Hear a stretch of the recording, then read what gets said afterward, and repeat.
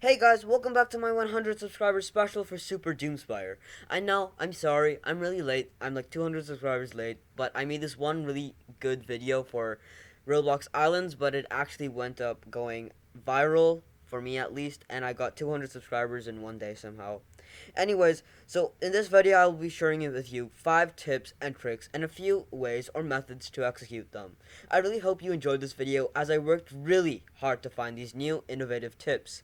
You may already know a few of these, but you may not be sure on how to use these tips or tricks to its maximum extent. But anyways, without further ado, let's get right into the video. Tip 1. Tower defending. Let's say your tower is the last tower standing amongst all other enemy towers. And of course, the enemy survivors are teaming up on your tower. Your tower is very vulnerable and can simply be taken out by a few rocket projectiles. Most people just camp around their tower, but their tower can still be taken out with ease, by of course, range. But I found a way on how to add support beams so the tower won't fall and it'll be actually supported. But in order to find the right support beam, we must understand Super Doomspire physics as well as some Roblox physics. So, guys, let me explain a little. When you see these floating towers, usually the bridge is still attached to the middle from the bridge on top. If you see these little blocks right here, these are anchored blocks while each and every single part of the tower is unanchored and is being held from both the bridge and the bottom. As we already know, when we build structures using our trowels, they become anchored to the ground till it's destroyed. So now we know a little about how the game works. So now let me tell you about the support beam. The support beam can only be made using the truss trowel. How we're going to do this is that we're first going to head to the weakest part of our base, which has barely any support beams in it, and then we're just going to spam a few of these trusses or ladders and we'll make sure that they aren't too close, because the ones that are too close to each other, they maybe get caught in the blast radius of a big rocket. For example, Shadow Dragon. This will make 2 of these trusses absolute useless. Now your job, after you've spammed these trusses, you need to stay alive at all costs. If you die, so does your spawns. You can now leave the killing to your teammates, or if you're sweaty enough, you can take down the enemy. But just do not die. Tip 2. Tipping towers. Are you guys tired of towers falling on the floor? If so, I have 3 amazing methods on how to yeet the tower into the void. Alright, so tip 1 is already known by many pros and sweats, and you need to have any type of rocket equipped as well as the boomerang weapon. You can also use the Hatarang if you'd like. So if a tower lands on the floor, simply throw your boomerang at the side of it and then use your rocket to quickly shoot at it. This will result in you pushing the tower into the void. This glitch works thanks to the mechanics of the boomerang and thanks to Roblox physics. When something is pushed, it will always go into that direction. Moving on to method 2. Let's say you're just simply starting off on the game and barely got any coins. You should first go watch my video on how to get tons of coins fast. Anyways, once you've done that, you want to go equip your default truss and then do what I do. This is really hard to explain, but basically what you have to do is build a few blocks out of the tower and then using the help of the floor, connect the blocks attached to the tower to the floor by adding one more block. Simply make the block that's being connected halfway into the blocks of the tower. What this will do is push the blocks that are inside of your blocks, meaning pushing the enemy spire off the floor into the void. Now for our method 3 of tipping towers. Let's say you use a totally different truss and you don't want to equip any of the tools that I mentioned in the other methods. To do that, you need to split the tower into 2 different parts. First things first for this method. Head over to the part of the tower which is like right under the finishing of the glass.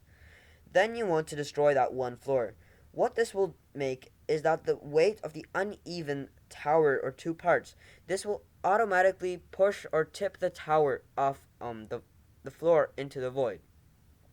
Anyways, let's say if that doesn't happen, split the tower again and again till that does happen. Tip 3. Never do nothing. I see many noobs doing nothing in many situations. You must be like, well, I don't do that. Well, do you walk in straight lines? Do you hold your rocket when it's reloading? Each and every tool must be used in your loadout. While you're walking towards something, throw a super ball. If you need to stay in one place, cycle jump instead. Try lunging to your enemy's position. Always cycle jump, rocket jump, and basically be light on your feet. If you don't, well, then you're a very easy target and can easily be killed by any incoming projectile. So overall, the more you move, the less chances of you getting hit, meaning you can deal more damage if you wait for the right opening. Tip 4. Master your weakness. Everybody has a weak point, either it's in long or close range combat, not moving fast enough, and so on. I myself perform very well at close range, but my long range could use lots of work. But anyways, let me explain how to master your weakness. First things first, you want to analyze your moves, the type of style and strengths, and the weaknesses. You can easily find your weakness by finding what you lack in or excel in. What I mean by excel is your strong point. Do you get kills more at close range or at long range? Usually the weak spot is the opposite of what you excel in. You also want to ask yourself from what or how you die. You can identify this by paying attention while gaming, or you could just record yourself gaming. After you're done recording, watch your video and analyze it. When and what scenarios you died, when did you get the most kills, and so on. Anyways, once you're done that, you now want to improve on it. Some simple things you can do is customize your loadout for movement. Maybe throw a better rocket launcher or a sword or anything in it. Choose what weapons you barely use and replace it with a weapon that suits you more. Anyways, that's one simple thing. Another thing you could do is practice. Practice makes perfect. How you're going to practice is now up to you. To be honest, I'd try finding myself the right server for me and start practicing my weaknesses on my enemy, which of course would be a noob. Since they are new to the game, they may not move so fast and so on. I also might make a future video on how to get good. Tip 5. Stick together. For my last tip, this may be an obvious but actually not used by many players. Many players like to be the hero of the team or the sweat of the server, but a major advantage in many scenarios is the number of players against players. Of course, skill does count, but so does numbers. Overall, what I meant by this tip is that if you stick together, you'd have a better chance of actually winning the game or even sudden death, meaning you'll be harder to kill and of course stronger together as a team. Alright guys, this basically concludes the end of this video. Thanks for watching and everything, but before you go, please hit that like and subscribe buttons. The reason of that is because barely any of you people who actually watch my videos subscribe, as you can see here from the people who are subscribed and not subscribed. But anyways guys, thanks for watching and bye.